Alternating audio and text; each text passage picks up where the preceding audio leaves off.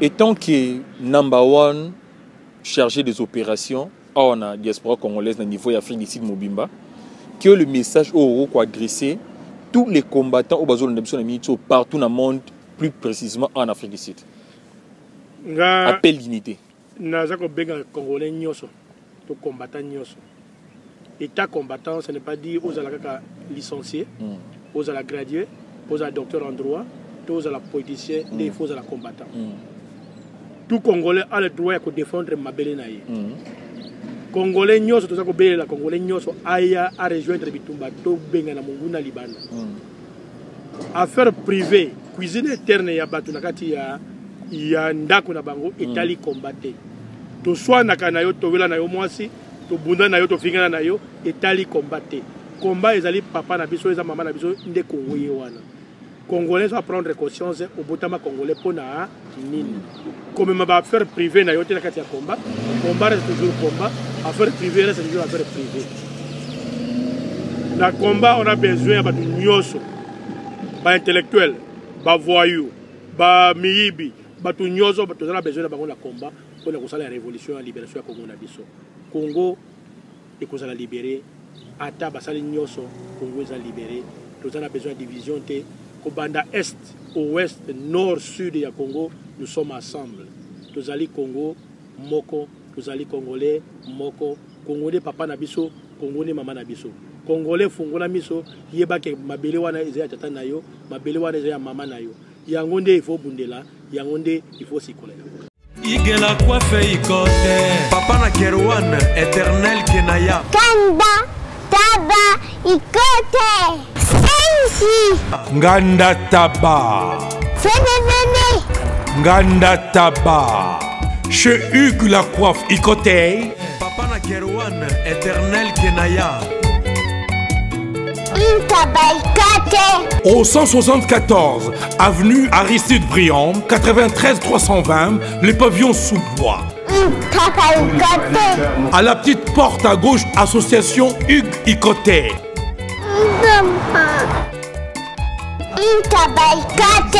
01 41 55 0000. Ntaba Ikote.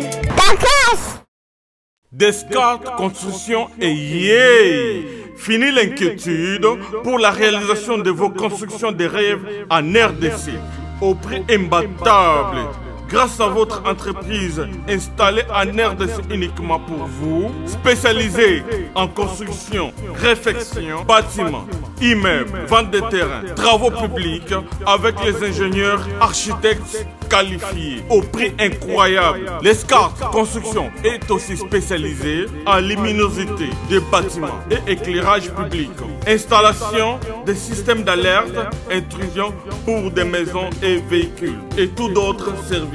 Nous acceptons aussi les paiements par tranche au prix incroyable. Pas d'hésitation avec Descartes Construction. Vous serez jamais déçus. Pour tout contact, notre email est descartesconstruction@gmail.com. Notre numéro de contact plus 447 93 92 82 813 et appelez-nous pour Kinshasa plus 243 89 91 56 86 2. Descartes Construction à Tozana Mbongo Moké, opération Tongana RDC. L'agence d'export et d'import Michelo Atlantic Shipping et yé bana ya Canada, bana ya USA, bomi tongisa lisusu te. Pour tous vos achats et ventes de voitures, pièces de rechange et les accessoires possibles. Na koti na ba koli na bino na Kinshasa, bomi tongisa penza te. Please, bakoya koza koli tina ndako. Pour tout contact, benga Michel Lukadi. Plus 1 508 371 60 43 USA na Canada. Pour la Kinshasa, benga na plus 243 89 551 30 38. Michelo Atlantic Shipping. Yaboye, Bazuwapi. Raf Ngindou, félicitations pour la promotion, c'est la pour l'artiste. Que Dieu te bénisse. À connaît pas demander, il n'y a rien en face. Congo promo Rafingindu nde naninga mabete Congo promo Rafingindu aza mutu aza na mbongo boga aza na bakara danger donc mutanzala te. En tout cas félicitations, merci Sito Eumela. Rafingindu le présentateur la force créative Congo promo Borotos à la force militaire na Congo promo. Et faites comme moi, allez voir Congo promo tv5.com. Donc au nom de Jésus-Christ, nous bénissons le Congo promo. Avec Rafingindu, Congo promo ne tombera jamais. Piccolo Congo promo nde. Ouais, balobi Rafingindu. Congo promo toujours, grande puissance. Come on. Congo promo qui torcos net na film. Congo promo babunda na nango. Rafingindu. Congo promo. Et voilà, vous informer, c'est vraiment notre devoir. C'est votre magazine Le Collier à Mandela qui est présenté par votre humble serviteur Sergio Chambalé du film et les patrons des idées depuis l'Afrique du Sud, les ministres de l'information. Quand il y a l'information, on apparaît vraiment. Comme vous le savez, je pense que audio et mekempe ko tambola par-ci par-là. Car bino to bolandara biso, bo mekempe ko benga biso ko tuna biso tota sur place na Cape Town. Cape Town ezali ville oyoyo ba benga ville rouge, zone rouge plutôt. Et la place oyoyo ba mekara mupanzi mususu na Cape Town ba ko meka te parce que awa onde damboka mibali. Mais to comprendre qu'est-ce qui ne va pas na kati ya combat, nani atimbu mwabe na combat. Ezali aner car neto misana ko akize ezali Kabila atini mbongo na kati ya Cape Town port marambo ozo sama na Cape Town oyo bobengeli biso to meka mpe kuta na pakata na ebité tozana a elongo to meka mpe ko développer na ye. Merci déjà na papa Rafingindu pour na opportunité pe ozo pesa mwana de façon qui a évolué a na kati ya Afrique du Sud. Bonjour papa Katakata. Bonjour Serge. Santé boni. Malamu na ngolonkolo. Oyebi si je o ememi so a poto kutana na yo. Boni na santé ya RDC, RD Congo en danger. RD Congo en danger, abonné du fort. Batu nyoso, bandeko nyoso, bakombata nyoso, bazali malam. Ou bazali pour la kubondela makambo mboka na biso, bazali malam bango nyoso. Je pense que sans plus tarder, toro ko vanda AOT de façon que to meke peko ke na ba détail oyo batu bato zela a bazo zela maman papa katakata a meke peko répondre bango na ba préoccupation na bango oyo batininga tant que molobe na bango na nango awa. Qu'est-ce qui ne va pas na kati ya zone rouge au Tobengi Cape Town na ngambo le ya ba combattant? Na liboso de ko Serge avant na répondre à la question nyoso. Na ngina na pesa na mémoire oyo ya bandeko ba kufina kauka. O ba sisi ko boma bango na mawa mingi. Pe kozanga justice na mboka na biso. Pe kozanga ba konzela ka mboka na biso. Kozanga ba bundela ka mboka na biso. Yango wana batako boma bandeko na biso illégal na yango na kosenga yo de Serge si on peut faire une minute de silence pour commémorer mémoire bandeko na biso wana. Merci beaucoup.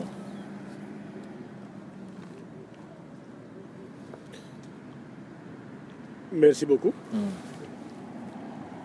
Bandeko nyonso oyo batako tuna bisika nyonso na pesi bino mbote mingi na kombo ya Congo. Na pesi bino mbote mingi po ete Congo na biso ezali toujours vivant. Tokotika ko bundela mabele na biso te, toza ko bundela mabele na biso.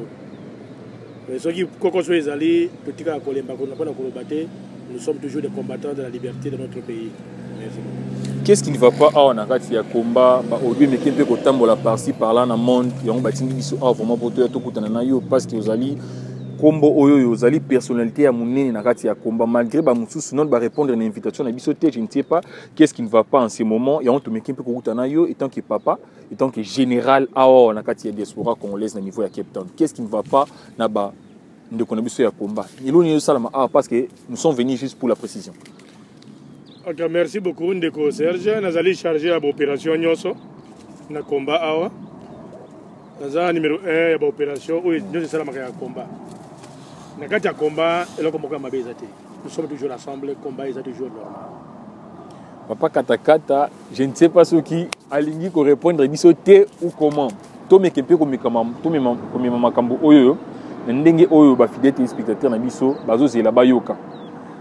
Déjà en kati ya diaspora je pense que kosolam so lelo na mekempe ko zonga sima mukie to vandara kaka na yo ezalaka na Scalabrini na niveau ya Cape Town kuna. Je pense que je prends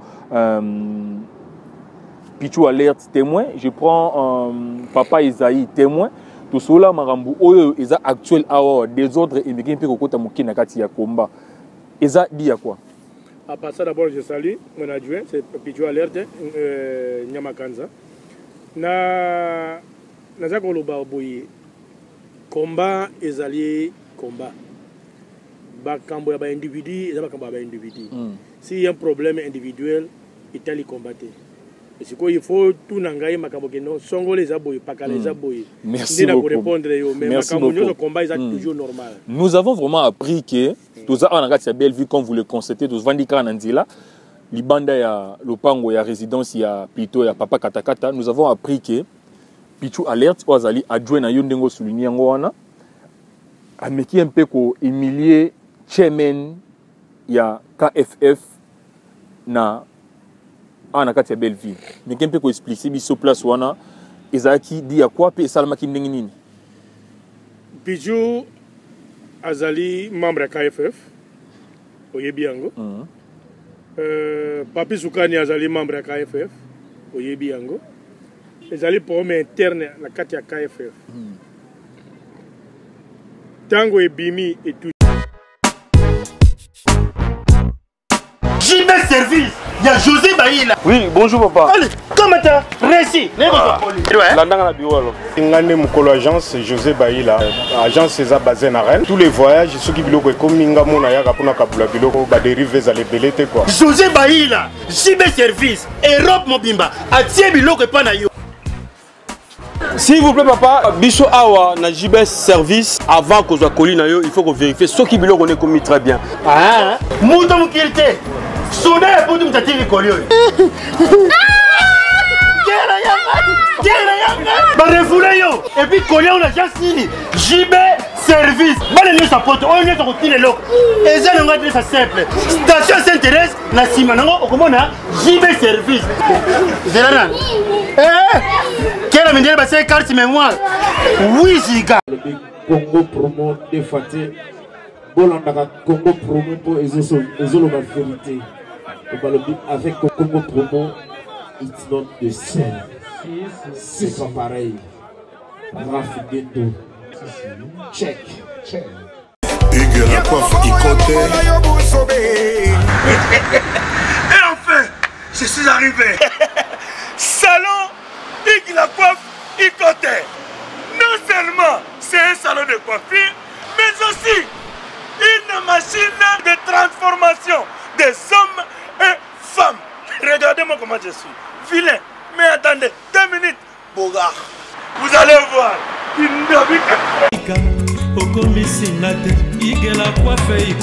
Hugues la coiffe Ikote. Votre salon de coiffure mixte afro-européen situé sur la Nationale 3 au 174 avenue Aristide Briand, les pavillons sous bois. Pour plus de précisions, veuillez nous contacter au 01 41 55 00 00 ou encore sur notre site huguelacoiffeikote.com. Nous sommes ouverts tous les jours de 8h à 20h, même les jours fériés. Hugues la coiffe Ikote, l'homme qui coiffe la ville. Hugues la coiffe Ikote, le salon de coiffure mixte afro-européenne de proximité. Au 174 avenue Aristide Briand, les pavillons sous bois sur la Nationale 3. Un seul numéro, 01 41 55 00 00. La beauté de votre chevelure chez votre frère. Hugues la coiffe Ikote, même père, même mère. Chikicha, chikicha, cha cha. La beauté peut tout changer. Salon Hugues la coiffe Ikote. Quelle beauté! Sexy pour les femmes, dindindi pour les hommes. Chez le niveau de combat. Mais dans Western qui est un peu awa, si vous avez touché le combat, qui ce soit, qui qu'il se soit. Atanga imoko, bakochanga maboko, so qui le combat est téléméli. Mais ndeko Papi Soukani a débordé moi balanga jenaye, azaki na complicité pour détruire le combat à Cape Town. Parce qu'il demandait l'argent. soi-disant $2000 na candidat président soki bayawa ekota na kati ya KFF ekoma lokola agenda tosala yango mbongo eloko wana totelemela yango na Cape Town nde Pichu alerte ayaki exposé kawa na epananga batindinga ba audio na yebisaki Pichu comme naza occupé quelque part il fallait okende okutana papier sukani nde Pichu akendeki akutaki na papier sukani azwaki bere ya KFF alobi opesi KFF son nde azwi bere ya KFF de na téléphone. Mais après 30 minutes après, on a fait que bazongi ce téléphone naie, azongi téléphone naie na bere naie. Selon ba audio auto mekempe koyoka oyo batindeli biso parce que nazolo ba mambo oyo batindeli ngai et puis j'ai des preuves ceux qui tembezai na prochaine émission tokochi les ba audio ne façon que boyoka mais pour le moment nous ne pensons pas qu'il est vraiment important pour na bino boyoka ba audio na izana nous tozo bongisa na nous na kati ya ndaku oyo ya combat. Réclamation Papi Soukami na katia audio na il était vraiment humilié. Il paraît na katia audio na nenge yemoko azo ba dire na parce que c'est la personne au ba mekempe ko touché abi ke ba touché qui ba agressé qui. Comment justifiez-vous Papi azalaki agressé te Papi azalaki na regarder ba vidéo ezali on a ko éviter spéculation Papi Pichu alerte azwaki bere na ye azwaki téléphone na ye mais asimbaki na nzoto te nde likambo ezalaki wana kowanga na yango te azwaki bere na ye pe azwaki téléphone ezalaki na maboko na ye wana boyi yango te avant na ko agresser ye physiquement il n'a pas fait ça. À votre avis c'était une bonne chose ya kokende ko humilier plutôt ndenge ya zoloba kokende ko humilier o azali chairman ya organisation lokola KFF. Azali chairman na kati ya KFF. KFF ezali groupe lokola ba groupe na kati ya Cape Town. Ezali super groupe te, pe ezali super combattant te pour les combattants so azate. Bato tout bazana na site la ko. Ezali besoin de bala besoin ya mama na besoin mama zeli ko. Au souligner le mot a mekempe ko la musanga lisusu muke ba senga question Nicolas ba question on a yaki nango que Pichu alerte azali membre ya KFF. Mais nous avons aussi appris que Pichu Alert azali sous membre ya KFFT asali KFF na ye version française. Comment justifiez-vous cela? Pichu Alert asali version KFF. Il y a KFF version française. Pichu alobi ne bazo tambola na KFF bazo yokanate.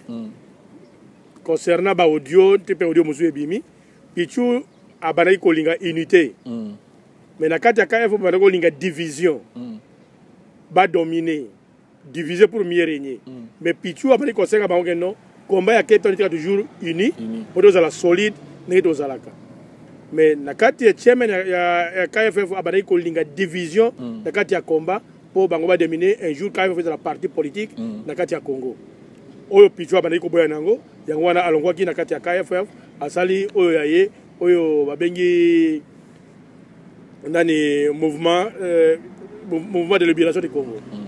Pensez-vous que c'est une bonne idée na situation actuelle parce que déjà na mikoliza koya si tout va bien torokini na rata Saint City pour na négociation où il fait salama na ba opposant ya Congo et na moment où tozali est-ce qu'ils sont vraiment important que marambo odo salama o ya kokabona nga ya ko salara bo et salama ana rata diaspora comme l'explication mais c'est cher na kati malobate oyebi naza nani oyebi nazo sala nini oyebi naza ko représenter ba mouvement politique ya munene koleka oyo ba groupuscule oyo tozo sala oyo ya ba combattant nazali représentant ya mouvement oyo ya mobundeli ya Congo ya munene yo moko yebi na wiko salir kombo na ngai te pona makambo moko ya mike te pona ko sala ko bebisa pe honneur pe kombo ya mutu wana naza ko représenter na Afrique du Sud mobimba awa ezali problème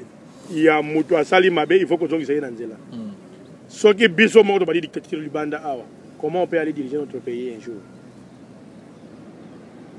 Selon Batu ya KFF, na ba audio na bango, ba yoka na kiki, mandat ya chairman, ya chairperson, il faut ezala rotatif. Soki inane koki mutu musu va longwa, po mususu, a dirigé parti au baye bandengeni ya kosali tango ba komi une semaine avant il y a une élection na bango selon bango chairperson a bandi kolongola bango sur la kati ya groupe o aboyi kolongola la kati ya nini mais c'est la même façon que Kabila aboyi kolongola mais ceux qui sont combattants de la liberté nous allons combattre ba anti-valeur combattre ko dinda manebonga oyo nenge Kabila za ko dinda manebonga que mandat na ici wana ezali problème interne ya KFF ça ne concerne pas RD Congo à danger parce que RD Congo à danger tout ça qu'on respecte les normes de la démocratie ça n'affecte même pas le combat ça n'a pas affecté le combat dans Mokete. Vous êtes sûr? Naza sûr. Na mikoleza ko yaso qui est affecté combat réaction ezani il ko affecté combat so bato ba baza bazoba parce que combat est en mototé. Excusez-moi pour la terme. Mike Alomba. Asalaka mbeba moko songolo. Oyo ba preuve palpable ezalaki. Mike Alomba, oyebi Mike Alomba comment abundela mboka oyo. Abeta bashit na arma tongolo. Il a été humilié. Mais Mike Alomba akima combattre azonga kata combat. Albi ezerere nanga andima combattre bashit. Andima ko vous allez humilier. Le combat Mike Alomba continue toujours ya kobunda pona mboka na ye. Mais ce qui m'a bezali ba reprocher na kati ya combat. Au monique non na ko pression wana te. Ce ko longo na combat ezali yo, ce ko boyi ko longo na combat ezali yo, mutu moko akolongola mutu na combat azate. Mais punition ezala na kati ya combat. Au bungi nzela bazongi si na nzela. Parce que révolutionnaire a de côté. Un révolutionnaire azaka na camarade te papa te maman te de côté. Moi c'est pété, Bokilo pété. Si on a bien gardé le contexte aux anangona, le mandat il y a chairman nakati ya KFF parce que on parle de KFF parce qu'ils allaient le mouvement awa. The end of the day nous tous nous sommes famille à combat et puis mutu azananda kunaye. Et là qui prévu après une année ba qui na mususu là qui ba changer ba pesa mutu sous mandat na élection ou bien là qui ba pesa mutu mandat kaka bongo. Il ne fallait pas faire un mandat d'élection parce que chairperson il fallait organiser une élection.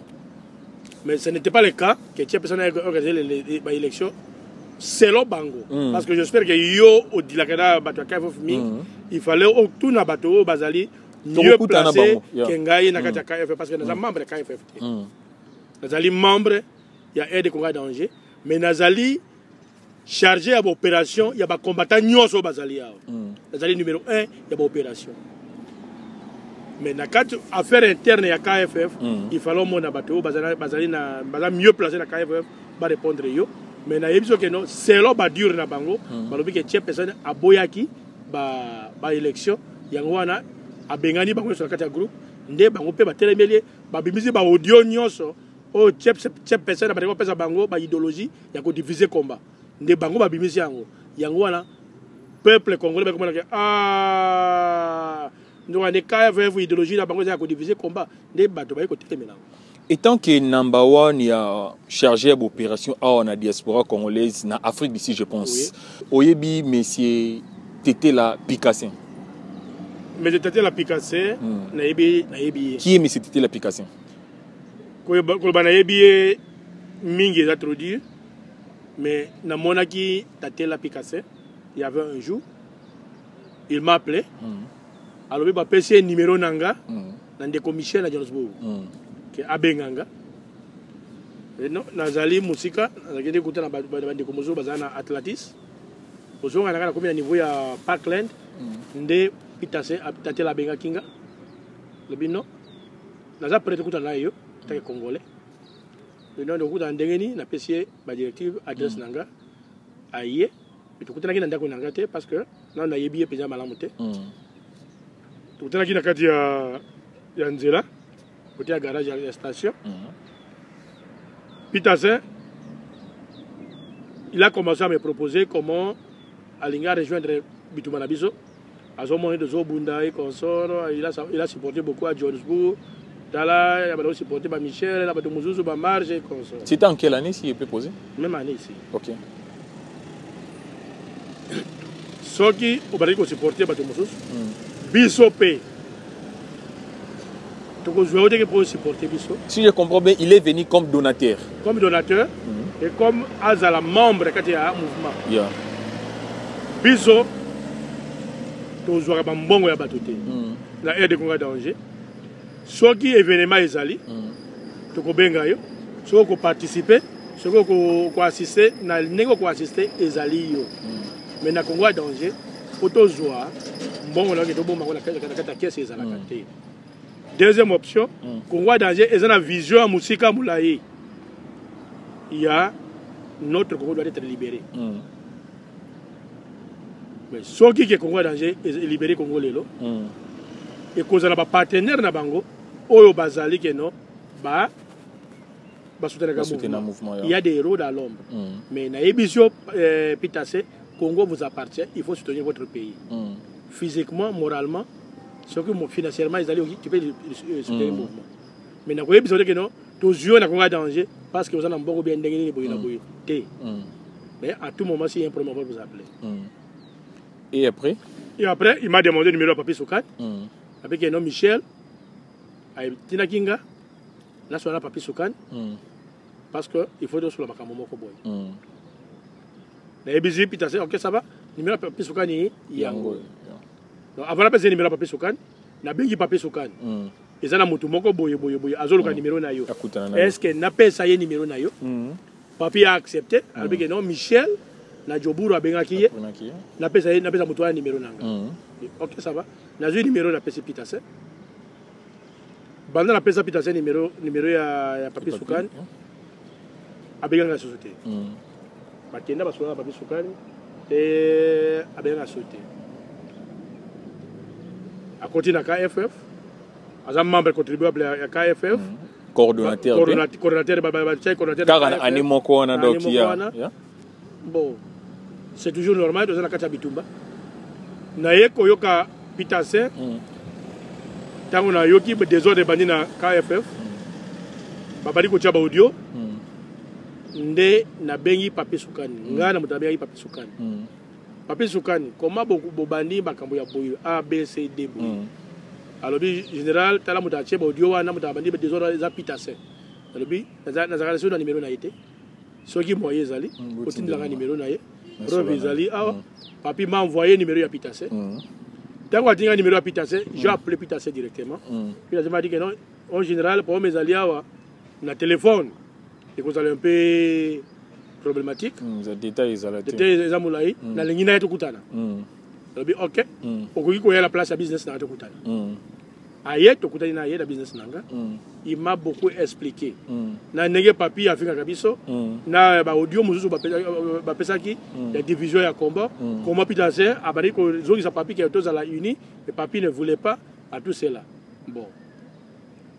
On est problème interne ya KFF, ça comme ba coordonnateur ya KFF. Parce que Pitase a coordonnateur na KFF, papi a coordonnateur ya chef personne ya KFF, ba Delar, ba Lorenzo tout ba ya KFF, tout baba Igo. Problème interne qui concerné combattre. À votre avis, c'était une bonne chose pour M. Tété la Pikassin à exposer cuisine interne na bango au Italie mamuanda kuna bango et pas na yo. Bon, avant Tété la aya koma ipananga, j'espère que ba muzu ba exposer qui déjà, ba tia qui na ba network, bango tous les coordonnateurs, ba zoaki ba audio nyo zaki secret na bango moko ba biblia qui yango. Ce n'est pas dit tout ce que je Picasso, parce que tout le monde Picasso, il y a un team d'émission là, m'a dit ceci. Mais tous les coordonnateurs, il y a KFF, va exposer qui yango, tout le monde m'a appelé, on va bien kinga, on va bien été, va audio, la nini wana. Que l'avenir pour le combat dans la diaspora a précisément en Afrique du Sud, à votre avis? Le combat est toujours fort. Nous sommes toujours très forts. Nous sommes toujours là pour combattre l'intégrité territoriale de notre pays. Et tant que number one chargé des opérations à la diaspora congolaise au niveau de l'Afrique du Sud, Mobimba, que le message au quoi adresser tous les combattants au besoin de partout dans le monde, plus précisément en Afrique du Sud. Appel d'unité. Nous avons besoin de Congolais, de combattants. État combattant, ce n'est pas dit aux licenciés, aux gradués, aux docteurs en droit, aux politiciens, et aux combattants. Tout Congolais a le droit de défendre ma belle naïe. Congolais nyos to zako bela Congolais nyos aya a rejoindre bitumba to benga na munguna libanda. Affaire privée, cuisine interne ya batu nakati ya ndako na bango etali combatté. To soit nakana yo to vela na yo mwasi, to bunda na yo to fingana na yo etali combatté. Combat ezali papa na biso eza mama na biso nde kongoye wana. Congolais va prendre conscience au botama congolais pona nini. Comme ma affaire privée na yo te nakati ya combat, combat reste toujours combat, affaire privée reste toujours affaire privée. Dans le combat, on a besoin de nyoso, ba intellectuel, ba voyou, ba miyibi, ba tout nyoso, on a besoin de combat pour la révolution et la libération du Congo na biso.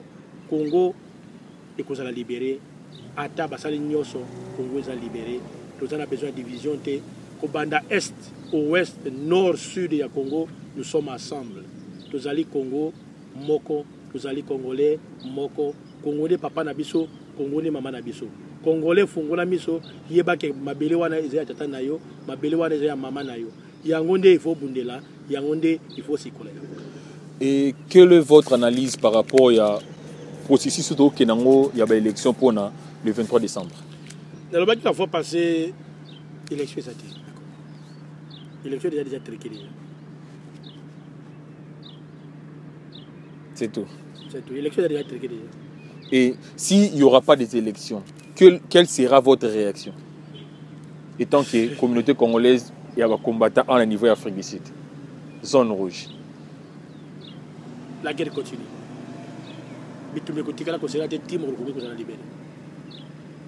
Nous avons 4 trains.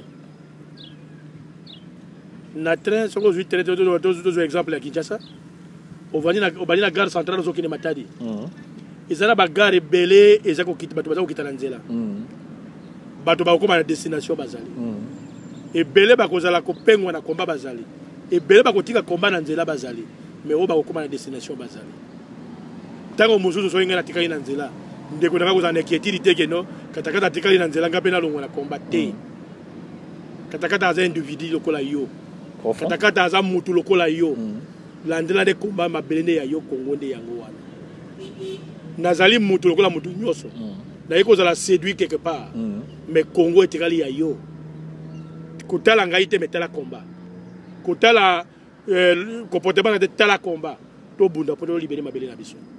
Et déjà un message parce que tout le monde toujours autant mingi te moko parce qu'ils ont juste open to fungol page na maram ozole kapoto mais kempe ko aider bato la libanda ba qu'est-ce qui se passe actuellement en diaspora congolaise précisément na Cape Town au babenga zone rouge. Déjà quel est le message au euro passé au peut-être aux qui espace ya kolobati. Message nanga je salue tous les combattants au bazala mokili mobimba. Les gens encouragés ba nyos bazoli ba rejoindre le combat. Combat est divisé te. Combat est sérité. Na pesi batu ba nyoso o bazako tala biso na musika. O bazako contribuer na ba idée na bango. O bazako contribuer na énergie na bango. O bazako contribuer financièrement pour na Congo. Congo est qu'on a toujours libéré. Boza toujours na courage, boza toujours na makasi, boka nisate ki combat ici. Combat ezali. Ezali commencement ya combat. Et belé ba na bitumba oyo bakaza combat eza mukuse et que c'est ba bénéficier te nzela eza mulayi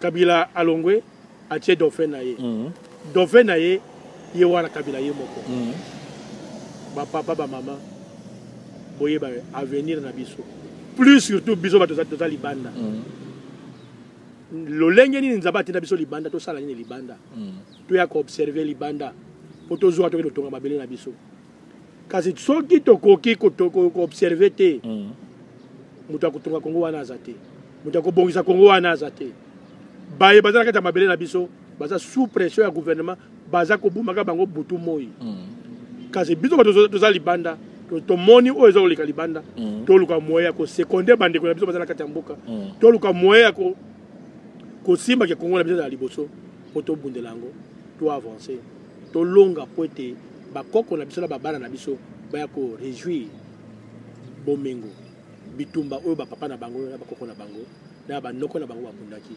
Congo appartient tout Congolais tout combattant ndeko nyonso oyo ozali ko okota na combat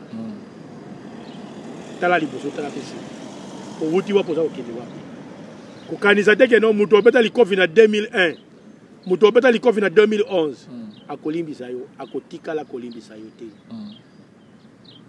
zonga sima tala sima zonga mutu po ete mutu yo beta alalelaka yo nzala kasi yo talaki tobenga na bango ozala libre na Congo ya lobi parce que soki bato wana système batikali na kati ya Congo ozala pema te ya kozonga mazele bakoboma yo na poison bakokotisa yo na prison to bakosala nyonso bakosala na yo papa tala sima zonga moto Congo appartient aux Congolais.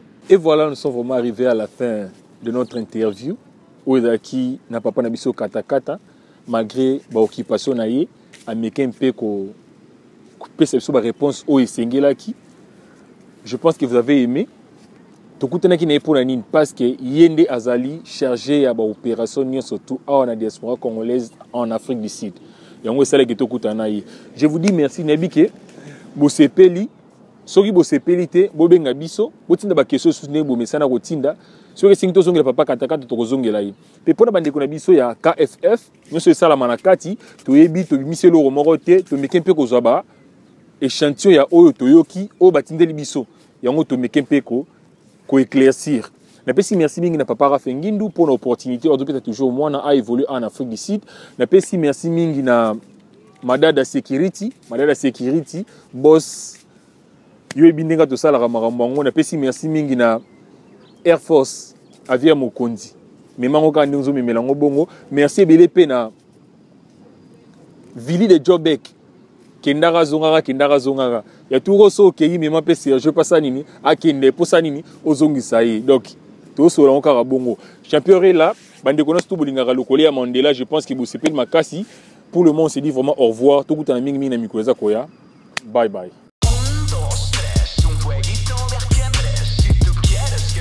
Bonjour à tous, vous êtes sur Congo Promo. Si vous aimez plus de vidéos, cliquez le bouton en bas, abonnez-vous à masse. Moi, Bérodès, je me suis déjà abonné. Il reste que...